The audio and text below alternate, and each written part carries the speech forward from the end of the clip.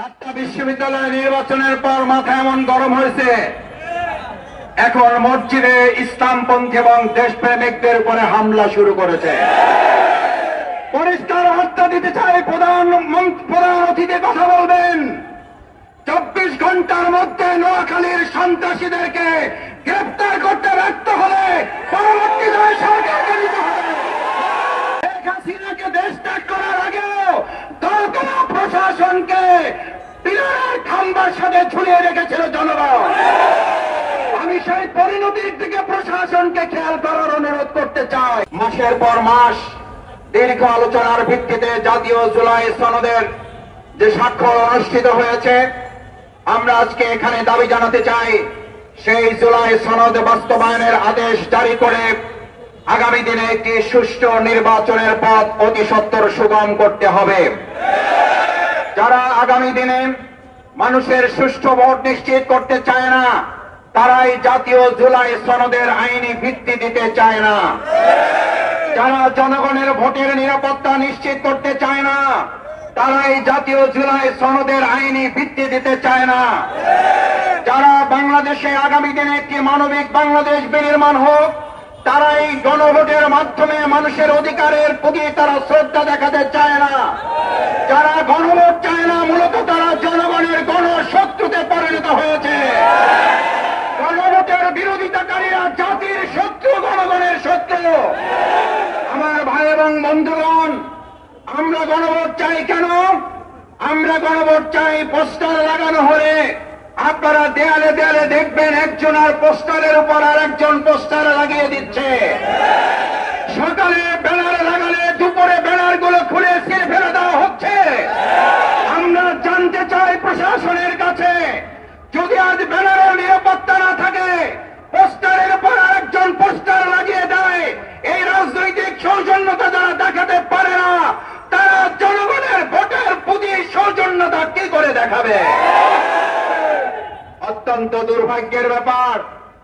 আমি দু একজনের কাছে ফোন করে জানতে চেয়েছিলাম, ঢাকা সহ সারা দেশে আমাদের পোস্টারগুলোর উপরে পোস্টার লাগান, আর কোন জায়গা কি আপনাদের চোখে পড়ে না? একজন হাসতে হাসতে তাদের লোক বলেছিল, মাসুদ ভাই কি বলবেন, দুঃখের কথা, দলে তো এখন কর্মী নাই, ভাড়াটে সন্ত্রাসী এবং কতিপয় টোকায় শ্রেণীর লোক দিয়ে কাজগুলো করাতে হয়। ওরা তো জানে না কোনটা জামাতের পোস্টার আর কোনটা আমাদের পোস্টার আর কোনটা অন্যদের পোস্টার।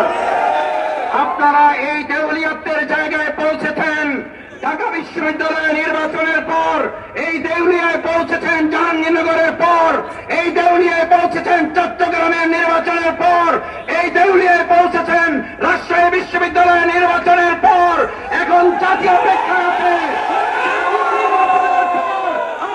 জাতীয় দেউলিয়ায় পরিণত হবে।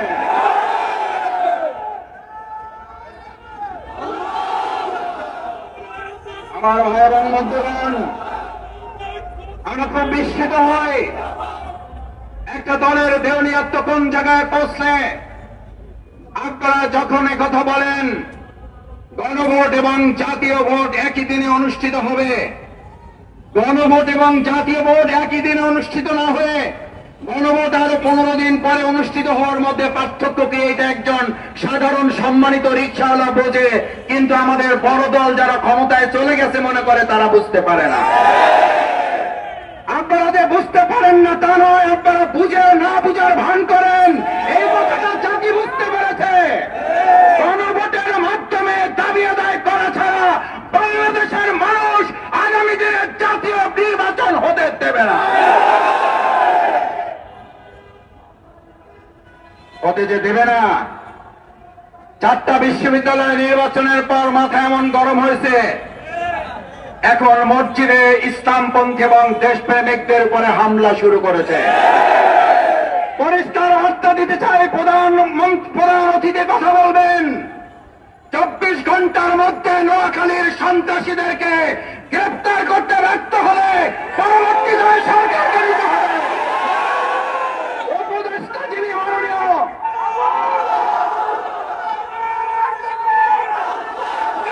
যিনি স্বরাষ্ট্র উপদেষ্টা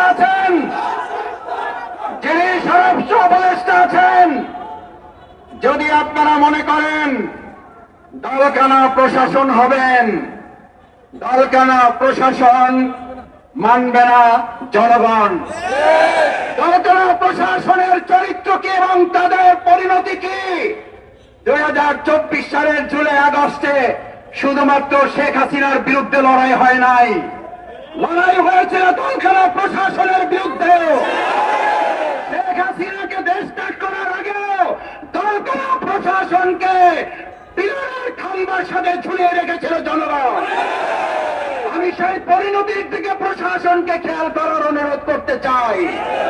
নতুন করে বাংলাদেশে আর কোন দলবাজ প্রশাসন তৈরি হোক, যারা নোয়াখালী প্রকাশ্য মসজিদে কোরআন চর্চার উপর হামলা করার পর এখনো কাউকে গ্রেফতার করতে পারেন না, তারা জাতীয় নির্বাচন সুষ্ঠুভাবে করতে পারেন, এদেশের মানুষ তা বিশ্বাস করে না। আপনাদের গোয়েন্দা তৎপরতা কোন জায়গায় পৌঁছেছে? একের পর এক জাতীয় গুরুত্বপূর্ণ স্থাপনায় অগ্নিসংযোগ হচ্ছে, দুর্ঘটনা ঘটছে। আমরা মনে করি বর্তমান সময়ে যারা আর নির্বাচনে ভালো ফল করতে পারবেন না বলে হতাশ হয়ে পড়েছেন, তারা সহ ফ্যাসিস্টের কিছু প্রশাসনের অংশের সম্মিলিত তৎপরতায় এই কার্যক্রম হতে পারে বলে দেশবাসী মনে করে। স্পষ্ট কথা বলতে চাই, এগুলো বন্ধ করুন, না হলে আমার জুলাইয়ের মতো আমরা রাজপথে নেমে জনগণকে সাথে নিয়ে প্রতিরোধ করতে হবে, প্রতিরোধের আগুন জ্বালানো হবে, জনগণের অধিকার আদায়ের জন্য আমার জীবন বাজিয়ে রাখা হবে।